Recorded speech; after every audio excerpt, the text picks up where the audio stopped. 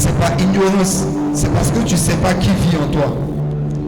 Et la chose s'accomplit, et la chose s'accomplit.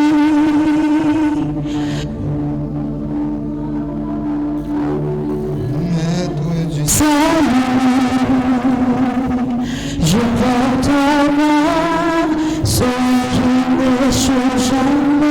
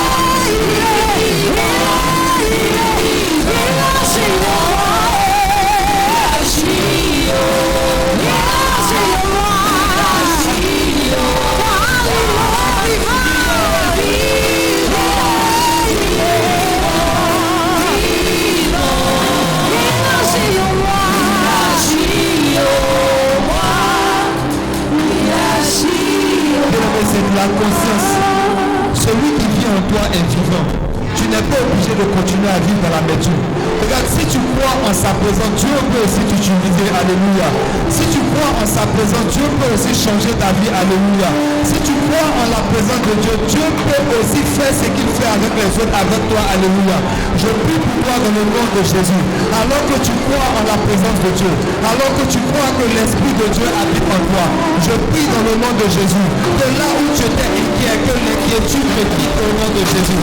Là où tu étais malade, à cause de la présence de l'Esprit qui habite en toi, que la maladie te quitte au nom de Jésus.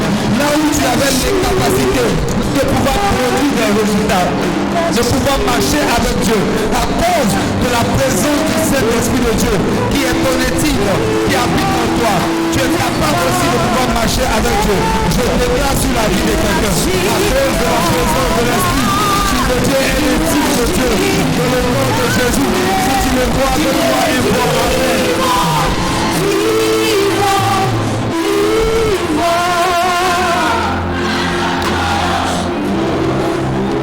La présence de Dieu va te pousser à ne pas échouer.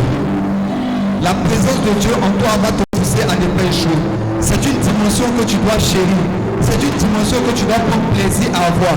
Bien aimé, le seul fait d'avoir conscience en la présence de Dieu, Dieu peut faire de toi sa manifestation. Dieu peut t'utiliser pour produire des choses. Mais tout part du fait que tu as la présence de Dieu. Tout part du fait que tu es capable de comprendre que tu n'es pas seul. Même lorsque tu auras l'impression qu'il y a des choses que tu ne maîtrises pas. Il dit, je serai avec vous tous les jours jusqu'à la fin des temps. Bien aimé, Dieu n'est pas un homme pour mentir. S'il a dit qu'il sera avec toi, par sa présence, il sera avec toi. Tu dois croire en toi que l'inquiétude ne peut pas avoir place parce que la présence de Dieu vit en toi. La Bible dit que là où il y a la lumière, les ténèbres ne peuvent pas cohabiter. Je suis en train de prophétiser sur ta vie. À cause de la présence de Dieu qui est dans ta vie, les ténèbres ne vont pas résister. Les ténèbres de l'inquiétude, les ténèbres du chômage, les ténèbres de la maladie prennent fin ce matin au nom de Jésus. On a vu une autre dimension, alléluia. Vous savez que quand le Père n'est pas là, c'est 3 points, on dépose le micro. On a vu une autre dimension. On a vu la dimension. On a vu la dimension du Saint-Esprit sur nous, alléluia. Bien aimé, la dimension du Saint-Esprit sur nous est une dimension très forte. C'est une dimension très puissante. La première dimension, c'est la dimension du Saint-Esprit en nous. C'est une dimension qu'on ne peut pas voir. C'est une dimension qu'on ne peut pas percevoir à l'œil nu. Mais la dimension du Saint-Esprit sur nous est une dimension qu'on peut voir. Alléluia. Bien-aimé, c'est une dimension où tu as l'impression qu'il y a quelque chose qui est sur toi. Il y a quelque chose, notre pasteur nous a expliqué, c'est comme si on te faisait porter un vêtement. C'est comme si on te donnait l'opportunité de pouvoir avoir quelque chose de Dieu sur toi. Alléluia. C'est une autre dimension où le Saint-Esprit de Dieu vient être sur toi. Il vient, non seulement il est en toi, mais il prend place sur toi. Alléluia. Mais c'est quoi exactement la dimension du fait, la dimension du Saint-Esprit sur nous? C'est une dimension qui est comme un vêtement. Alléluia. C'est une dimension qui est comme un vêtement qu'on peut mettre à une personne, qu'on peut pousser une personne à venir et à pouvoir porter. C'est une dimension qui, lorsqu'elle arrive sur toi, elle augmente ton grade. Alléluia. Elle augmente ton grade, bien aimé. Tu sais, à un certain moment, tu dois aspirer à cette dimension, à une dimension où tu as l'impression qu'il y a quelque chose qui est sur toi. Et c'est le même Saint-Esprit, c'est la même dimension. Mais lorsque le Saint-Esprit passe du Saint-Esprit en nous au Saint-Esprit sur nous, c'est là qu'on l'appelle l'onction. Alléluia. C'est-à-dire c'est quelque chose qui veut se poser sur toi. Jésus dit en Luc 4, le verset 18, il dit l'Esprit du Seigneur est sur moi parce qu'il m'a oint. Alléluia. Donc ça veut dire que quand le Saint-Esprit vient sur toi, c'est visible par la manifestation de l'onction qu'on peut voir sur toi. C'est visible par la manifestation de l'onction qui peut sortir de ta vie. Alléluia. Et cette dimension-là, comment est-ce qu'on est capable de pouvoir l'acquérir? On est capable de pouvoir acquérir cette dimension. Elle débute, parce que je crois que c'est tout un parcours. Elle débute lorsqu'on reçoit le baptême du Saint-Esprit.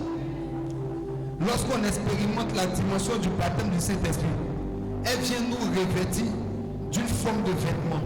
Elle vient pour nous apporter quelque chose de nouveau sur notre vie. Bien-aimé, tu peux avoir la dimension du Saint-Esprit en toi. Mais si tu n'as pas le revêtement, la dimension du Saint-Esprit sur toi, il y a des choses que tu ne peux pas opérer. Il y a des choses que tu ne peux pas faire. Tu vas voir des choses que tu as envie de corriger. Tu vas voir la maladie dans ta famille. Tu vas voir le chômage qui ne fait que prendre ta famille. Tu vas voir des difficultés dans ta famille. Mais tu te verras impuissant. Tu auras l'impression que tu as accepté Jésus, mais tu n'es pas capable de manifester des choses de Dieu. En fait, la vérité, ce n'est pas que tu n'as pas l'esprit. La vérité, c'est qu'il y a un revêtement qu'il te faut avoir. Il y a un vêtement auquel la maladie répond. Il y a un vêtement auquel le chômage répond. La Bible dit un jour Jésus est arrivé dans un certain endroit. Lorsque l'homme qui était possédé a vu Jésus, il dit qu'y a-t-il entre toi et moi? Il y a comme l'impression que l'homme avait vu quelque chose sur la vie de Jésus, qu'un démon ne peut pas résister. Regarde, les choses peuvent venir dans ta vie jusqu'à ce que tu aspires au revêtement. La dimension du Saint-Esprit où l'Esprit est sur nous, ce n'est pas seulement pour un homme de Dieu, ce n'est pas seulement pour un pasteur, mais c'est pour personne qui veut voir la manifestation de la gloire de Dieu dans sa vie. Je veux dire à quelqu'un que si tu aspires à pouvoir être un agent de transformation, tu aspires à pouvoir produire un impact dans ta vie, dans ta famille, dans ta génération, l'esprit en toi ne suffira pas. Il te faut soupirer. Il te faut soupirer, il te faut désirer l'esprit sur toi. Alléluia. Il te faut désirer l'onction. Bien-aimé, tu as besoin de l'onction. Tu as besoin que le Saint-Esprit de Dieu vienne sur toi. Tu as besoin que le Saint-Esprit de Dieu vienne te donner une forme de vêtement. Regarde ce que tu as comme vêtement. Le monde n'a pas encore obéi à ça. Il faut que tu changes de vêtement. Peut-être que tu es moins à un certain niveau, mais il y a une dimension dont tu as besoin pour plus. Il y a un certain niveau dont tu as besoin pour plus. Plusieurs de nous ici ont déjà expérimenté des choses. Plusieurs sont assis ici, sont très loin. Mais tu sais qu'il y a des choses encore qui te retiennent.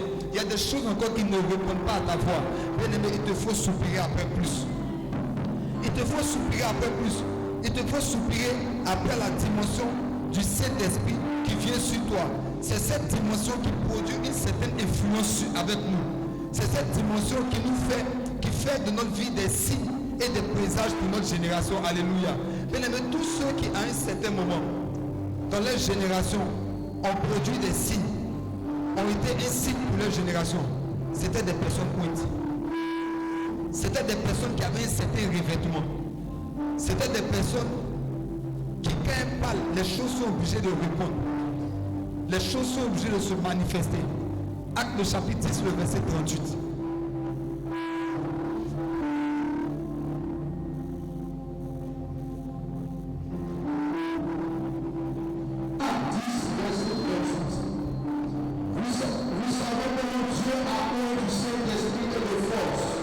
Jésus de Nazareth, qui allait de lieu en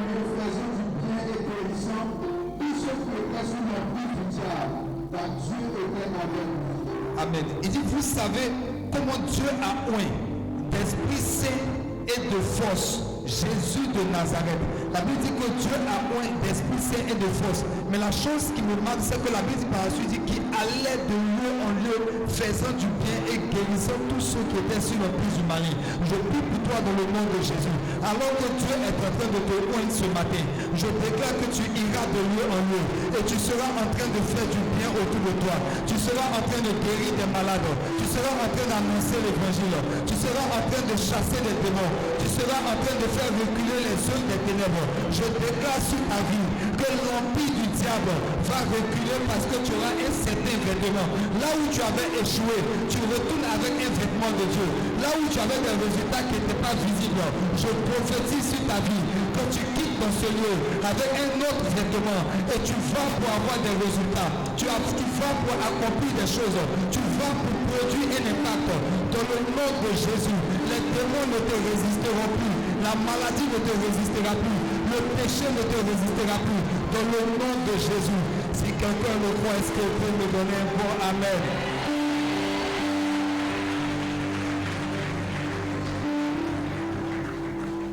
Lorsqu'un chrétien aspire à être un agent de transformation,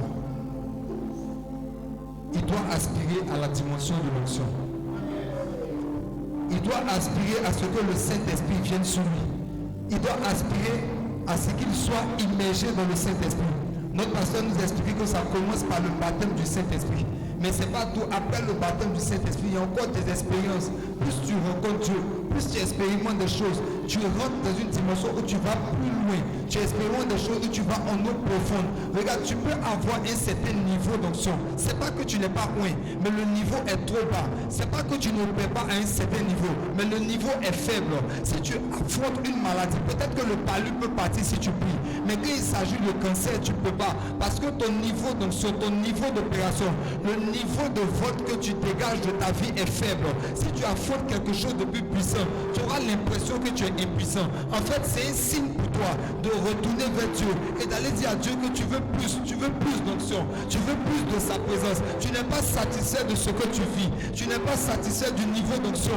Bien-aimé, tu risques d'être frustré si ton présent te satisfait déjà. Tu risques d'être frustré si à un certain moment, ce que tu peux voir de ta vie actuellement te satisfait.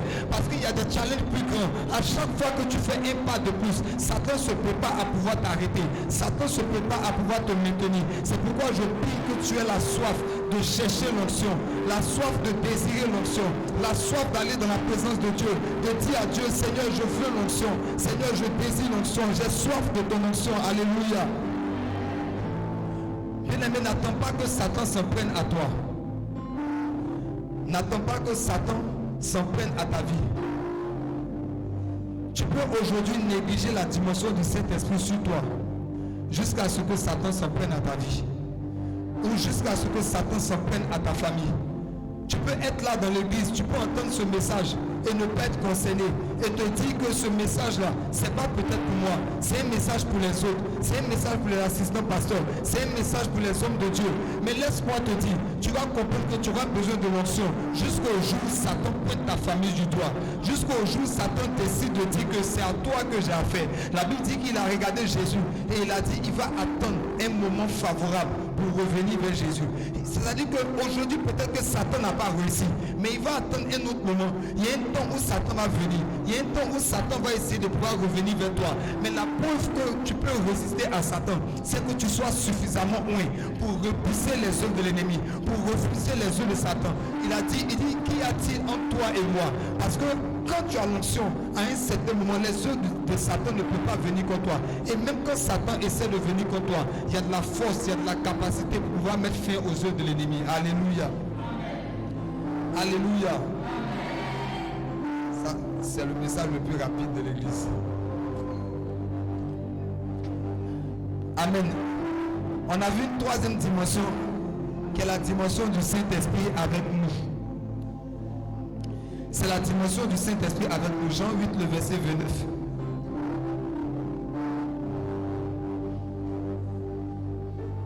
Jean 8, 29.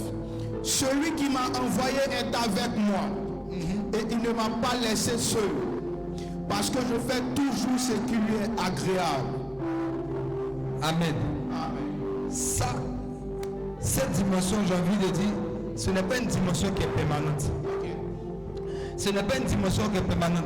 C'est une dimension qui est disponible pour ceux qui sont agréables et ceux que Dieu envoie. Alléluia.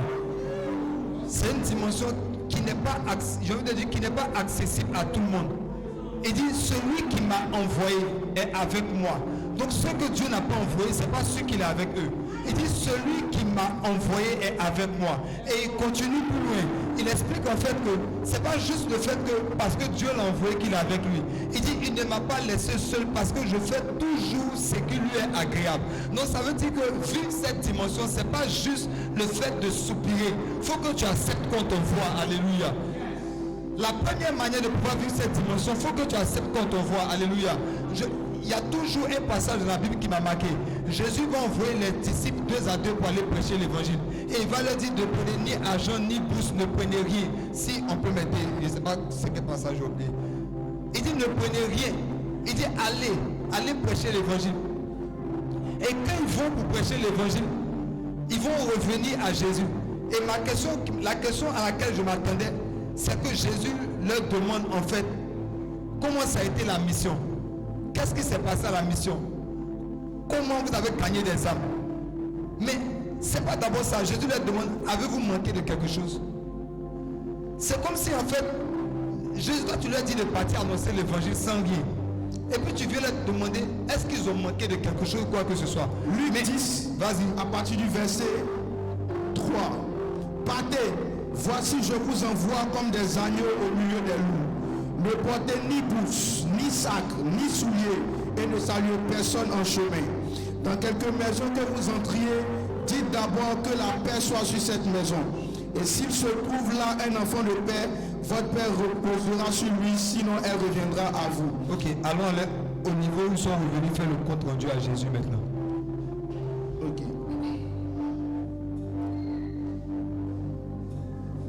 Les 70 revinrent avec joie, disant, Seigneur, les démons même nous sont soumis en ton nom. Jésus leur dit, je voyais Satan tomber du ciel comme un éclair. Voici, je vous ai donné le pouvoir de marcher sur les cieux. Je ne pense pas que ce soit celui-ci. Mais allons à Exode le chapitre 3, le verset 12. Vous allez comprendre pourquoi est-ce qu'à un certain moment, Jésus a dit en fait à ses disciples de ne rien prendre. Voici une autre personne que Dieu envoie. Et Dieu va dire une chose à Moïse. Il dit, je serai avec toi. Et ceci sera pour toi le signe que c'est moi qui t'envoie. La vérité, c'est que quand Dieu envoie, Dieu donne rien d'autre que sa présence. C'est pourquoi à un certain moment, il va expliquer aux disciples. Il dit, allez-y, ne prenez ni bourse ni argent. Ce n'est pas de ça dont vous avez besoin. Si on vous envoie, ce n'est pas le fait qu'on vous donne de l'argent. Ce n'est pas le fait qu'on vous donne un certain confort. Il dit, la chose dont tu as besoin, la chose qui prouve que c'est moi qui t'envoie. Il dit, c'est que je serai avec toi. Et voici le signe que c'est moi qui t'envoie. Alléluia. Donc Dieu a envoyé Moïse et il lui a donné sa présence. Il a permis à Moïse de pouvoir avoir sa présence pour aller plus loin. Donc toutes les personnes qui à un certain moment sont envoyées par Dieu, Dieu leur donne sa présence. Alléluia. Dieu leur permet de pouvoir avoir cette présence-là, de pouvoir marcher avec toi. Écoute, l'onction c'est bien, mais Dieu peut donner l'onction. La Bible dit l'onction est sur moi pour. C'est pour une mission, c'est pour des choses précises. Mais la présence de Dieu t'accompagne continuellement.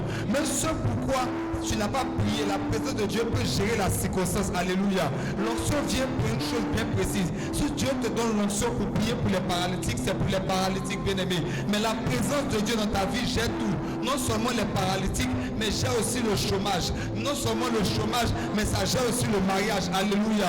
Donc tu dois comprendre que bien-aimé, tu dois aspirer à la dimension de Dieu avec toi. Alléluia. C'est pas juste que tu dois te dire que je cherche l'onction, etc. Mais cette dimension où Dieu est avec toi, c'est cette dimension qui te donne de pouvoir avoir des signes. Alléluia. Dieu était avec Moïse et on a vu des signes qui sont sortis de la vie de Moïse. On a vu des choses qui sont manifestées. Il a envoyé les disciples, il était avec eux et il dit, voyez Satan tomber du ciel comme un éclair. Parce que quand tu as la présence de Dieu, rien ne peut te résister. Alléluia. Rien ne peut te résister. Alléluia. Je prie que tu acceptes qu'on puisse t'envoyer. Alléluia. Tu dois accepter qu'on t'envoie. Tu dois accepter qu'on t'envoie. Tu dois passer la dimension de quelqu'un qui est assis juste dans l'église. Tu dois accepter qu'on t'envoie quelque part. Tu dois accepter qu'on fasse de toi un responsable de département. Tu dois accepter qu'on fasse de toi un superviseur de zone. Tu dois accepter qu'on fasse de toi un responsable de l'intercession. Tu dois accepter qu'on t'envoie. Alléluia. Dieu garantit sa présence seulement dans la vie de ceux qu'il a envoyés. Alléluia. Amen. Amen. Bien qu'on a vu toutes ces dimensions, alléluia, on s'est rendu compte que ce sont des dimensions qui sont importantes. Ce sont des dimensions qu'on peut pouvoir manifester dans la vie de tous les jours. Et chaque chrétien devrait aspirer à manifester non seulement la dimension du Saint-Esprit en nous, la dimension du Saint-Esprit sur nous et la dimension de Dieu avec nous. Alléluia. Mais le dimanche dernier, notre pasteur nous a fait remarquer qu'on a comme l'impression que la dimension du Saint-Esprit en nous est la dimension qui est la plus, j'ai envie de dire, la plus négligée, ou dont la Bible n'en parle pas forcément. On peut voir des passages où, comme celui qu'on vient de lire, où on voit la dimension du Saint-Esprit avec nous, où Dieu est en train de produire un certain impact. On voit la dimension de l'onction sur la vie des gens, où Dieu est en train de manifester un mouvement. Les gens sont ouïs, ils font des miracles, des signes et des prodiges. Mais on a comme l'impression que la dimension du Saint-Esprit est la dimension en nous, est la dimension la plus négligée. Alléluia. Mais comme mon pasteur, je crois aussi que l'une des dimensions les plus importantes parmi ces trois dimensions, c'est la dimension du Saint-Esprit en nous. Alléluia. C'est la dimension du Saint-Esprit en nous. C'est la dimension où le Saint-Esprit vient habiter en nous. La dimension où le Saint-Esprit vient être en nous. C'est pourquoi ce matin, permettez-moi de parler et d'aller avec vous, de parler sur la transformation intérieure que produit le Saint-Esprit. Ce matin, je pense que c'est quelque chose, c'est une chose à laquelle tous nous devons aspirer. La transformation intérieure que produit le Saint-Esprit.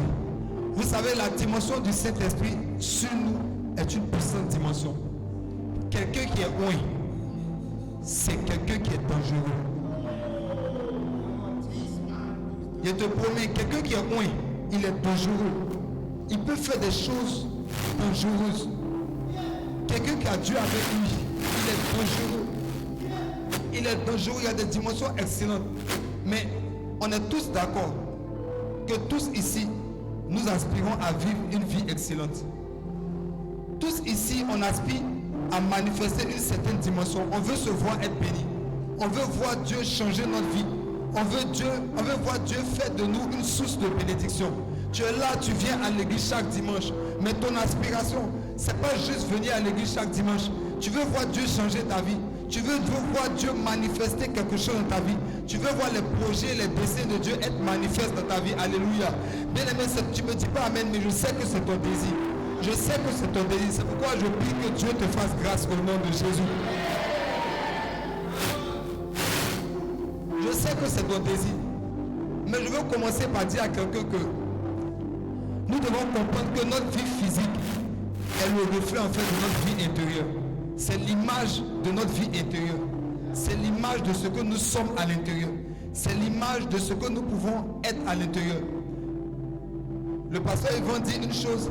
Il dit, vous ne pouvez pas changer. Si vous voulez changer la vie d'un homme, vous devez changer non seulement son homme intérieur, mais vous devez changer aussi ses perceptions. Vous devez changer ce qu'il pense. Ça veut dire que changer la vie de quelqu'un, c'est pas d'abord lui donner des moyens financiers. C'est pas d'abord lui donner des vêtements. C'est pas d'abord le mettre dans un certain cadre où il peut ne pas manquer de nourriture et rien. Mais commencer à travailler à changer quelqu'un, c'est changer l'intérieur de la personne. Si tu aspires ici à pouvoir avoir une vie meilleure, tu dois comprendre que l'une des choses à laquelle tu dois travailler, c'est ton intérieur. Tu dois travailler à ton être intérieur. Et nous avons compris que lorsque le Saint-Esprit en nous arrive, l'une des choses qu'il vient faire, c'est qu'il vient habiter en nous. Donc on a quelqu'un à l'intérieur de nous qui peut nous aider à travailler notre intérieur. Nous ne sommes plus seuls. Il y a quelqu'un qui peut nous aider à bâtir quelque chose. Si le Saint-Esprit est venu vivre en nous, si notre aspiration c'est d'avoir une vie meilleure, nous devons aspirer à laisser le Saint-Esprit de Dieu prendre le contrôle. Alléluia. Nous devons aspirer à donner au Saint-Esprit de Dieu les moyens de pouvoir transformer notre vie intérieure. Alléluia. 1 Thessaloniciens 5, le verset 23. 1 Thessaloniciens 5, le verset 23.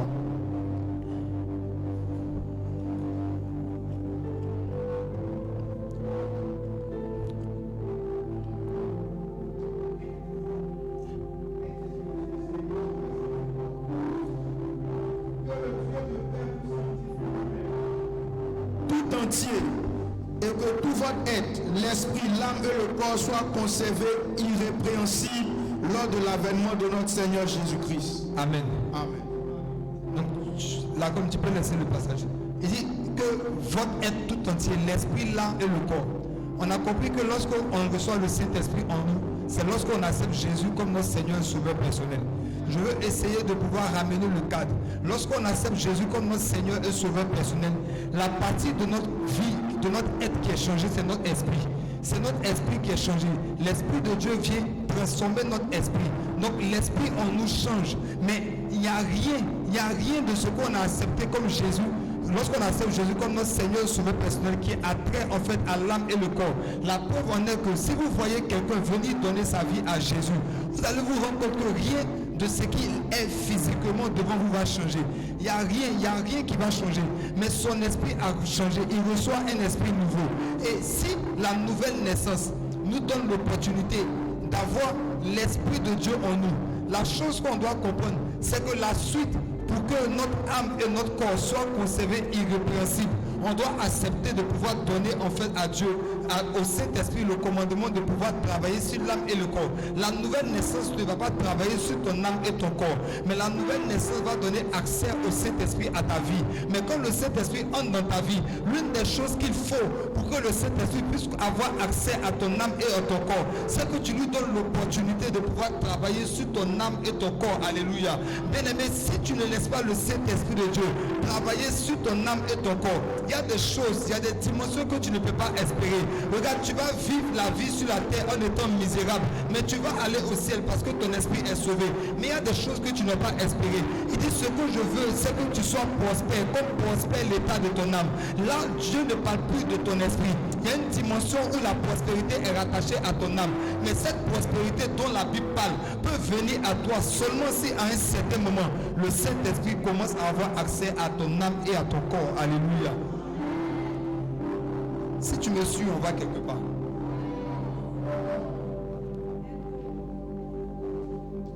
Ézéchiel 36, le verset 26.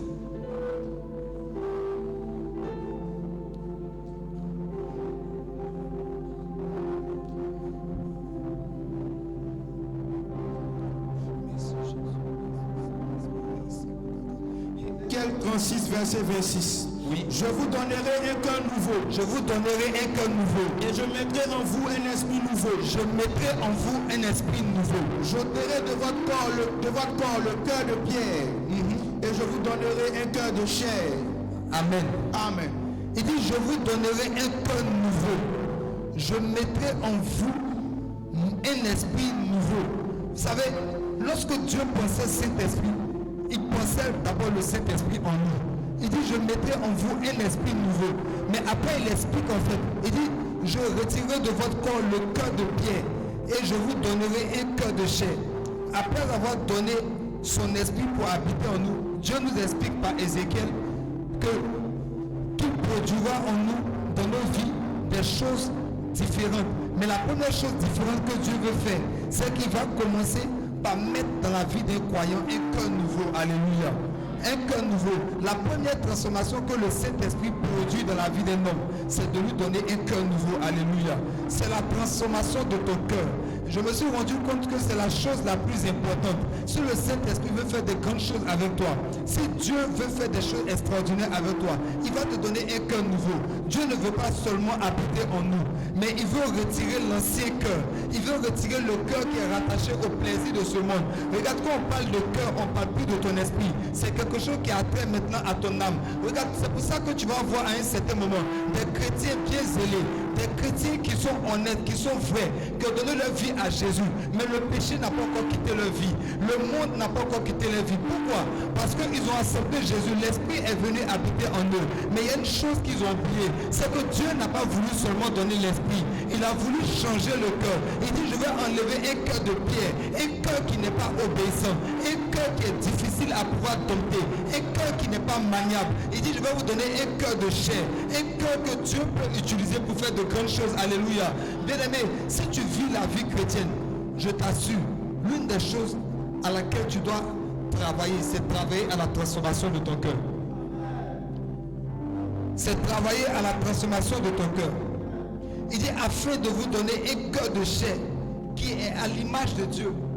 Le cœur de chair, il est à l'image de Dieu. Je ne veux pas que son esprit soit dans un corps et avec un cœur de pierre. Vous devez accepter le pouvoir de Dieu de transformer votre vie en changeant votre cœur. Si Dieu veut transformer la vie d'un homme, Dieu va changer son cœur. Si Dieu veut emmener à un certain moment un homme à vivre des choses nouvelles, Dieu va transformer son cœur. Vous devez accepter d'aller dans la salle d'opération. C'est une opération, c'est une chirurgie. Retirer un cœur, mettre un autre cœur, c'est une chirurgie. Vous devez accepter qu'on retire quelque chose de vous. Vous devez accepter qu'on enlève. Et ça, Dieu ne va pas vous obliger. Ça doit être de votre propre gré. Vous devez décider de dire que Seigneur, je veux que tu transformes. Bien-aimé, je pense que jusqu'à la fin de ce message, tu vas te rendre compte que tu dois aller déposer ton cœur devant Dieu. Tu dois aller déposer ton cœur devant Dieu. Tu dois aller présenter ton cœur devant Dieu. Regardez, à un certain moment, Dieu était zélé. Et Dieu avait le cœur de pouvoir vraiment changer la vie des hommes. Il dit, j'ai entendu le cri que te fait pousser tes oppresseurs. Donc à un certain moment, en ce qui concerne le peuple d'Israël, Dieu avait entendu des choses. Il a vu que la vie était trop difficile. Je veux dire à quelqu'un que Dieu entend aussi tes cris.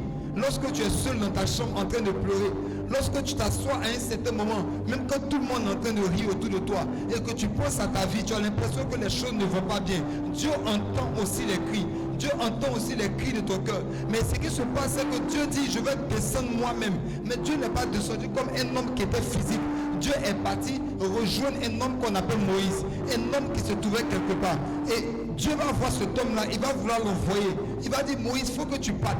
Il faut que tu partes aider le peuple d'Israël. Il faut que tu partes aider mon peuple parce que je veux vraiment les aider à pouvoir avoir une vie meilleure, une condition meilleure, quelque chose de nouveau, quelque chose d'extraordinaire. Mais regardez, Dieu ne pouvait pas fonctionner avec un homme qui avait un cœur bizarre.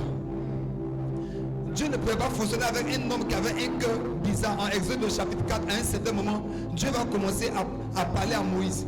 Moïse va accepter de se présenter dans la salle d'opération de Dieu.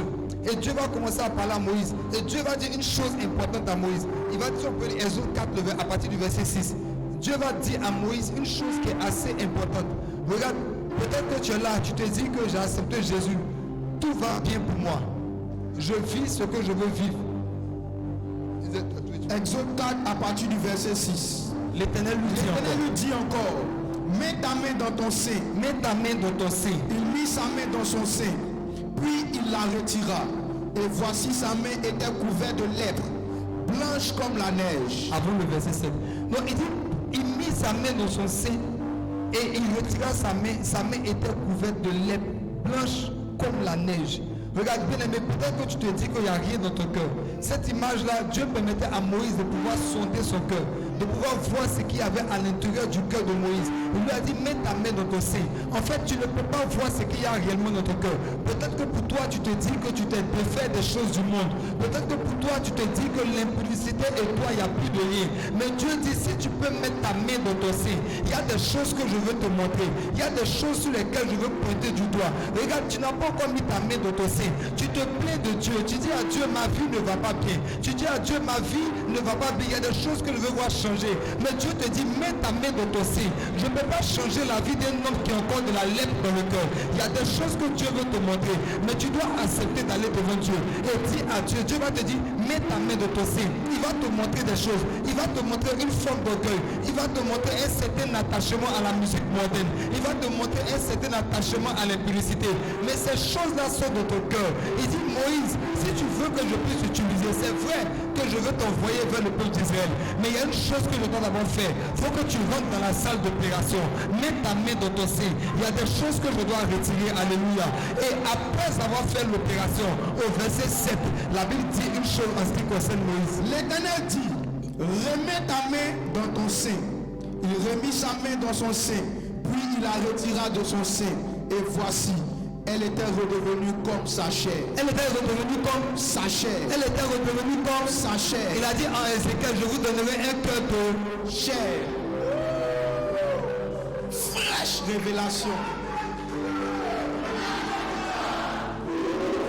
Elle elle était redevenue comme la chair, l'opération avait eu lieu. Il y avait eu quelque chose. On n'a pas cité les choses parce que c'est dans l'intimité. Dieu n'a pas voulu exposer tout ce qui était caché dans le cœur de Moïse. Parce que c'était entre lui et Moïse. Il ne devait pas montrer que... Regarde, tu peux être faux devant nous. Dieu ne va pas nous venir nous expliquer que tu es encore attaché à l'impudicité. Mais va mettre ta main dans ton sein. Va te présenter devant Dieu. Il y a des choses qu'il va enlever. Et ça sera entre vous deux. Il ne va pas l'exposer à quelqu'un d'autre. La Bible dit qu'il a juste dit, regardez la suite. Il dit son cœur était redevenu comme sa chair. Alléluia. Il y avait eu la transformation. Donc Dieu se sentait à l'aise maintenant de pouvoir utiliser Moïse pour aller faire de grandes choses. Alléluia. Moïse avait accepté. Il a accepté d'aller en salle d'opération. Il a accepté d'aller en salle d'opération. Le peuple d'Israël est sorti de l'Égypte avec un cœur égyptien. Ils sont sortis d'Égypte avec une mentalité égyptienne. Ils sont sortis d'Égypte. Ils avaient accepté le Seigneur Jésus. Ils avaient accepté de suivre le chemin que Dieu leur avait donné. Mais le problème du peuple d'Israël, c'est qu'ils sont sortis, mais leur cœur était encore égyptien.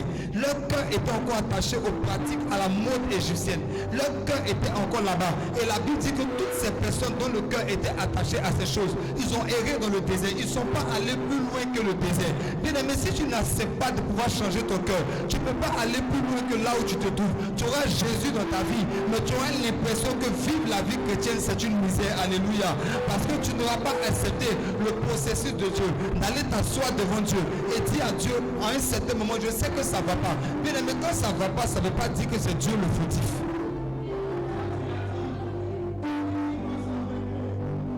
Quand ça ne va pas, ça ne veut pas dire que c'est Dieu le fautif. Souvent c'est toi le problème.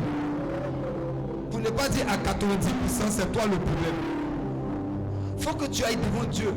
Il faut que tu ailles te présenter devant Dieu pour dire Seigneur, ça ne va pas.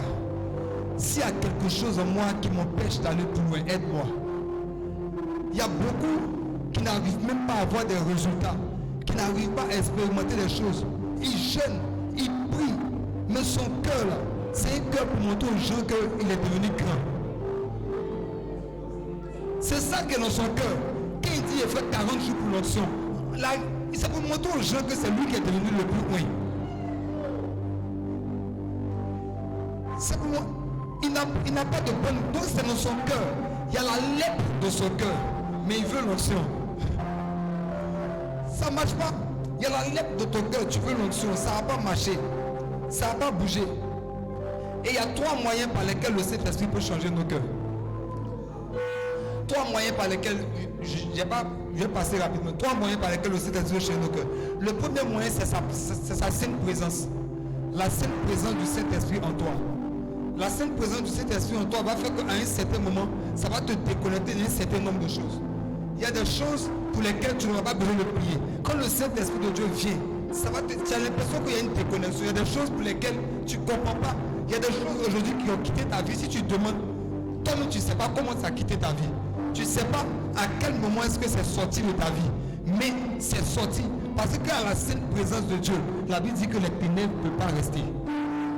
Donc, Dieu va commencer à enlever un certain nombre de choses. Il y a des choses qu'il va retirer. Donc, la première chose, c'est sa sainte présence. La deuxième chose, c'est la parole de Dieu. La parole de Dieu. La parole de Dieu vient pour pouvoir en fait purifier nos cœurs. La parole de Dieu vient enlever des choses que tu ne veux pas. Regarde, il y a une mentalité que tu as conçue dans ton esprit. Il y a une manière que tu as de voir les choses. Pour toi, les choses doivent se faire comme ça. Pour toi, en fait, pour devenir riche, il faut que tu puisses avoir suffisamment d'entreprises, etc. Mais quand tu te confrontes à la parole de Dieu, quand tu vas dans la présence de Dieu, Dieu va utiliser sa parole pour commencer à faire des choses. La Bible dit là, sa parole est comme une épée. Il va commencer à te dire, mon ami, si tu veux vraiment aspirer à la richesse, la chose que tu dois faire, c'est pas d'abord de dire que je dois économiser. Il faut que tu commences à payer ta dîme. Il faut que tu commences à faire les offrandes. Bien aimé, ton cœur ne va pas forcément accepter ça. Parce que quand on déchire quelqu'un, ça fait mal. Ton cœur ne va pas accepter. Mais quand tu sens que c'est bon pour toi, tu commences à prendre. Donc au fur et à mesure, Dieu commence à mettre ton cœur dans une certaine disposition. Dieu commence à préparer ton cœur pour un certain nombre de choses. Il y a des gens qui veulent des choses, mais ils ne savent même pas ce que la Bible dit par rapport à ces choses. Ils ne savent pas ce que la Bible dit par rapport à ces choses. Ils ne savent pas. Ils ne savent pas ce que la Bible dit par rapport à ces choses. mais tu aspires à ces choses. Tu dis que je veux le travail, je veux ceci, je veux cela, mais tu ne sais pas ce que la Bible dit par rapport à ces choses. Donc tu dois aller devant Dieu. Donc au fur et à mesure que quelqu'un lit la Bible physique, tu prends ta Bible, tu lis, pas de ton téléphone, ta Bible, tu prends ta Bible et tu lis. Tu t'assois, tu lis, tu cherches à connaître Dieu, tu cherches à apprendre les choses de Dieu au fur et à mesure. C'est ce que Dieu va utiliser en fait pour travailler ton cœur. Une opération prend du temps, surtout l'opération du cœur, ça prend du temps. Il y a des choses que Dieu doit retirer, il y a des choses, la parole de Dieu va venir confronter. Mais tellement tu as bâti ces choses-là de ton esprit, ça ne part pas du jour au lendemain. Il faut du temps, il faut ruminer la parole, il faut manger la parole, il faut être là chaque jour pour que la parole prenne place dans ton cœur pour produire des choses. Alléluia. Tu dois lire ta Bible. Tu dois lire ta Bible. Tu ne peux pas changer de forme si tu n'es pas en train de manger la parole. Si tu n'es pas en train de manger la parole. La troisième chose, ce sont les enseignements. Ce sont les enseignements. Tu dois écouter les enseignements. Même quand tu es à l'église, il faut que tu sois concentré sur la parole. Être en train d'écouter les enseignements, la parole de Dieu. C'est ça qui va te transformer. C'est ça que Dieu va utiliser en fait pour venir changer ta manière de voir un certain nombre de choses. Mais si ton cœur est fermé, la Bible dit que c'était comme des semences. Dans la parabole du semeur, il explique qu'ils sont venus s'aimer des choses. Mais à un certain moment, il explique une chose. Il dit, le cœur qui a bien reçu la parole. Il dit, la semence, c'est la parole de Dieu. Le cœur qui a bien reçu la parole. Il dit, c'est le cœur qui a compris et qui a gardé la parole. C'est pas le cœur qui a entendu. C'est le cœur qui a compris et qui a gardé la parole. Donc, ce qui fait qu'à un certain moment, ton cœur commence à prendre une forme de chair. C'est parce que les enseignements que tu reçois, non seulement tu es capable de les comprendre, mais tu es capable aussi de les garder. Est-ce que tu te souviens de ce qui a été dit dimanche dernier? Tu es capable de garder la parole. C'est pas juste de dire que j'étais au culte. Tu dois garder la parole de ton cœur. Cette parole, il dit, la parole s'est fait chair et elle a habité parmi nous. Donc à un certain moment, quand la parole tombe dans ton cœur, à un certain moment, elle va se faire chair. C'est quand la parole devient chair que ton cœur prend chair. C'est la parole de Dieu. Tu peux pas décider d'avoir un cœur différent si tu n'exposes pas ton cœur à la parole. Regarde, tu vas faire beaucoup de choses. Je te mets un défi. Tu peux prier longtemps. Tu vas finir de prier et être orgueilleux. Tu peux jeûner longtemps. Tu vas finir de jeûner et puis tu es orgueilleux. Parce que c'est pas ça. Il dit rien de ce qui existe n'a été fait sans la parole. Dieu ne va pas utiliser une autre méthode pour ton cœur. Il va utiliser ce qu'il a utilisé pour Moïse. Il va utiliser aussi la parole. Alléluia. Alléluia.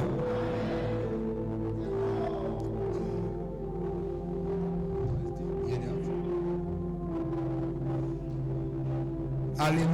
Est-ce qu'on peut acclamer la parole de Jésus?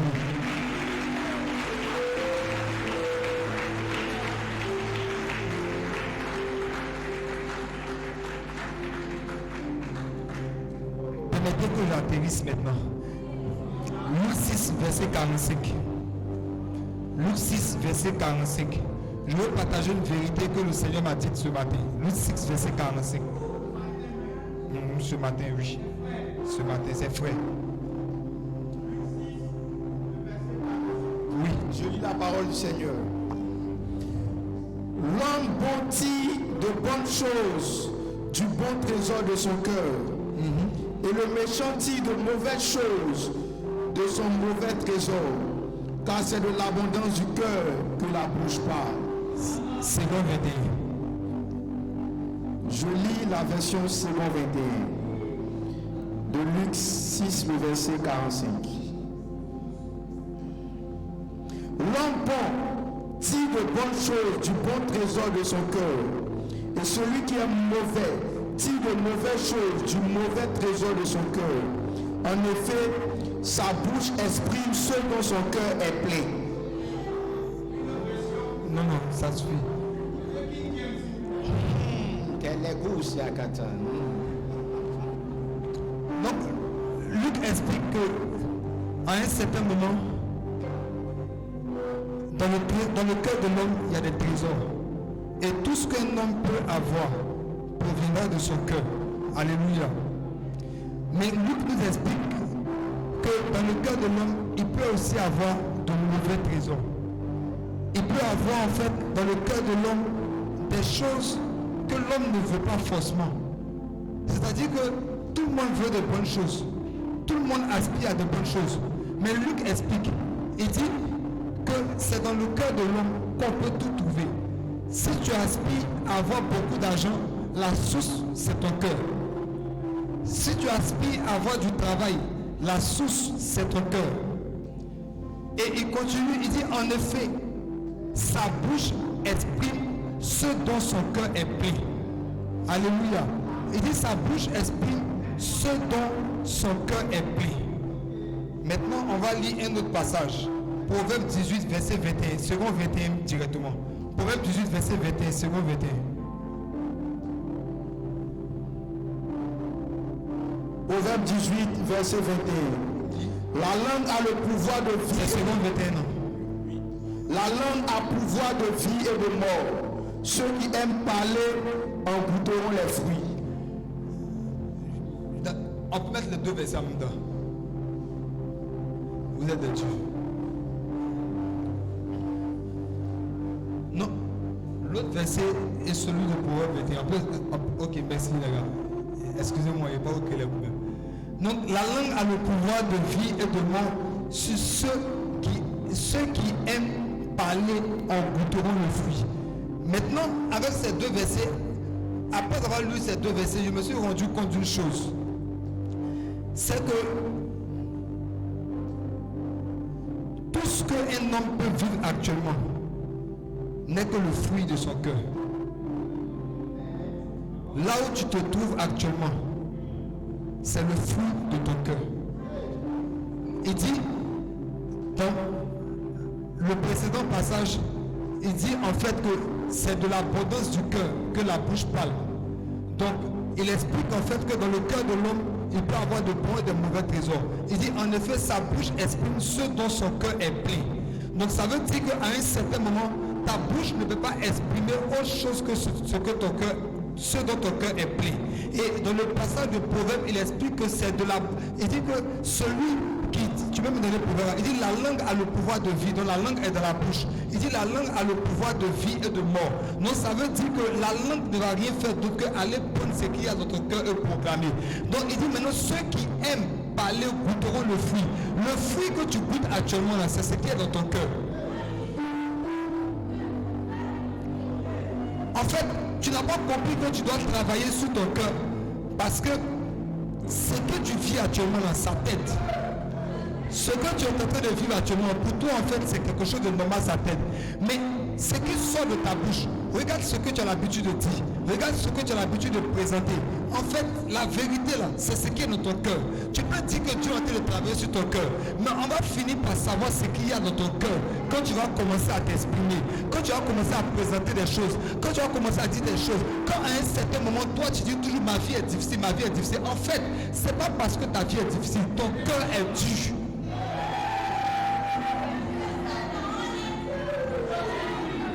C'est pas moi, c'est la parole de Dieu. Ton cœur est dur.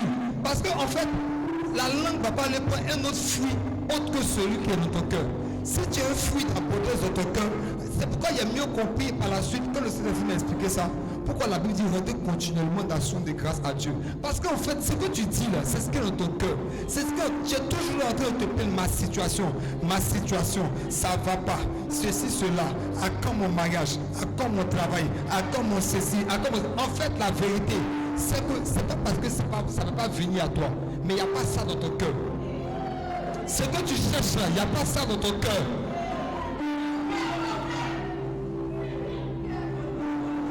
Pour certains, actuellement dans leur cœur, il y a le mariage.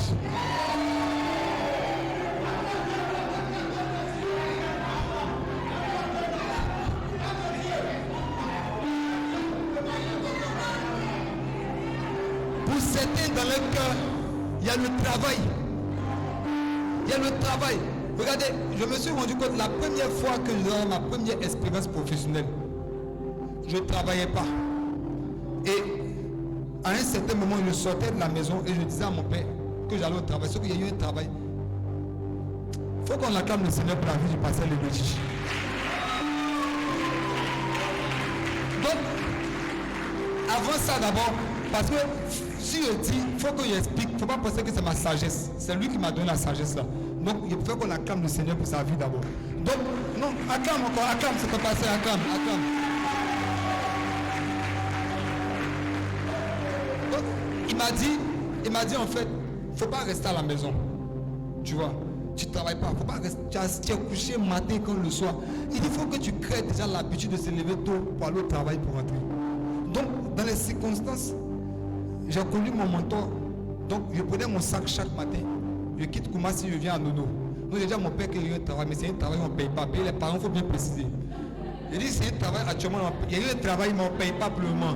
Donc, comme je veux sortir de l'école, c'est déjà bon, il me matin. Non, pas dit c'est bon.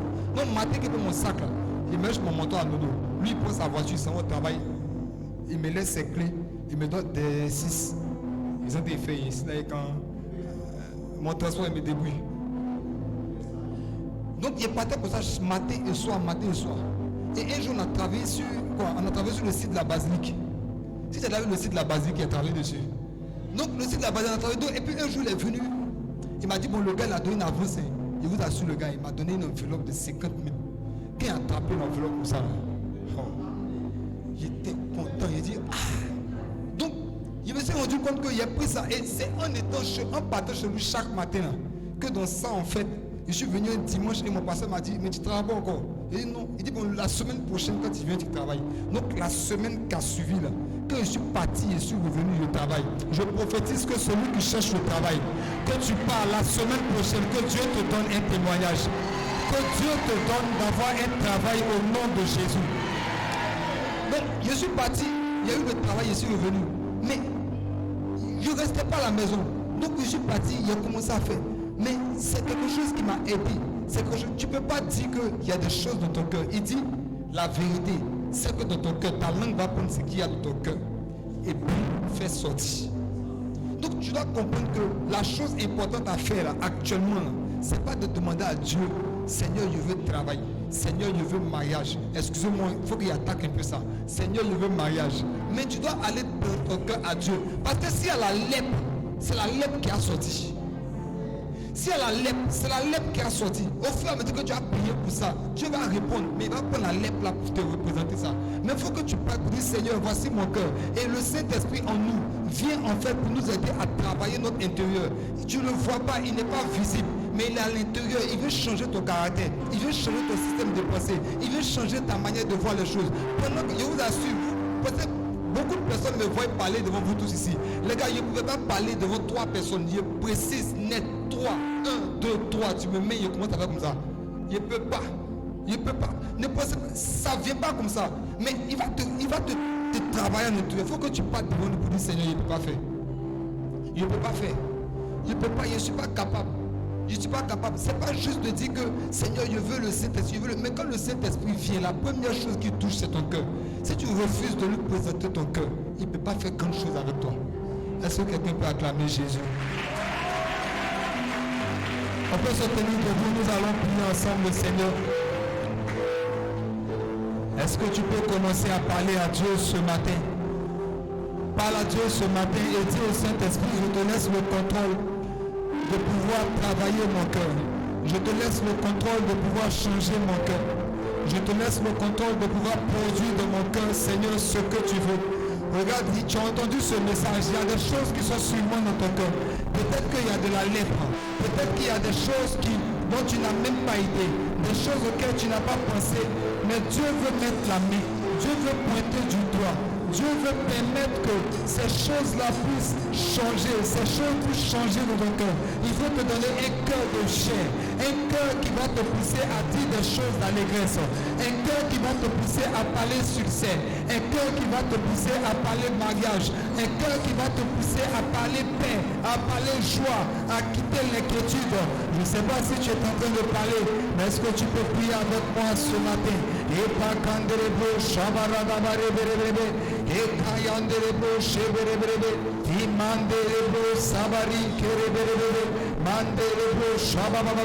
Seigneur, me voici devant ton trône. Je viens te donner l'opportunité, Seigneur, de travailler mon cœur. Je viens te donner l'opportunité, Seigneur, de travailler mon cœur. Il y a des choses enfouies dans mon cœur, des choses pour lesquelles, Seigneur, je n'ai aucune idée, des choses pour lesquelles, Seigneur, ma langue me fait de proclamer ces choses. Ma langue me fait de proclamer maladie. Ma langue me fait de proclamer chômage. C'est l'Esprit de Dieu. J'ai compris que tu ne peux pas faire mieux avec moi que de me donner un cœur pur, un cœur pur, un cœur qui te désire, un cœur qui a soif de toi, un cœur qui veut plus de toi. Change mon cœur, Seigneur. Enlève le cœur de pierre. Enlève le cœur de pierre. Donne-moi un cœur de chair. J'accepte ce matin d'entrer dans ta salle d'opération. J'accepte ce matin de venir devant ton trône. J'accepte ce matin de venir devant ta face. Pour que tu changes, pour que tu changes, pour que tu restaures, pour que tu enlèves le cœur de chair et que tu me donnes un cœur de pierre. Je refuse ce matin la cohabitation. Je refuse ce matin le péché. Je refuse d'avoir un cœur attaché encore au monde. Un cœur attaché au plaisir du monde. Un cœur attaché à la débauche. Un cœur attaché, Seigneur, au mensonge.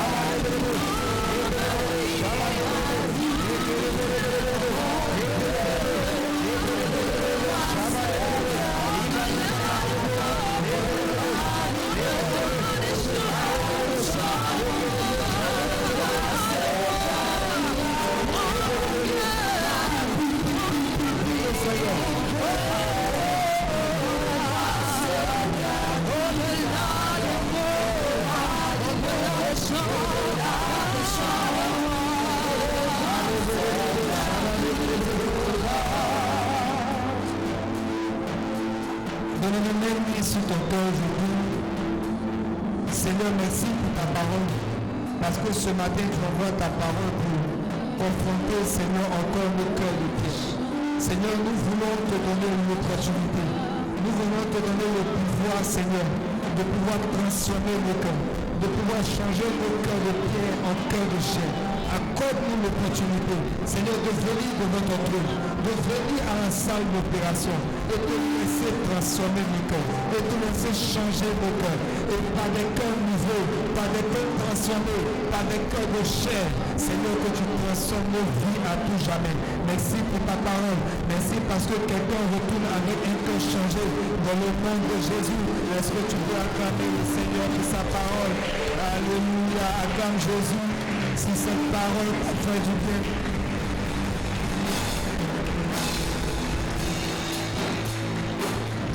Tu peux t'asseoir, bien-aimé. Et dans cette atmosphère, je veux permettre à une personne qui a entendu ce message. Regarde, tu as entendu ce message et tu t'as posé des questions sur ton cœur.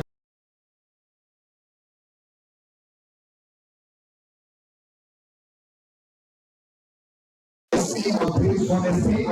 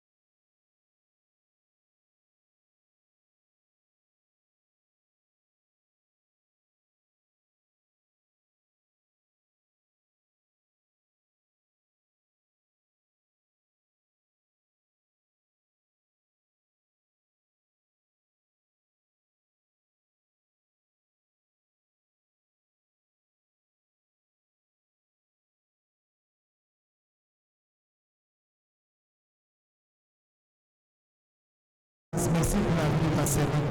Seigneur, je veux prier dans le nom de Jésus.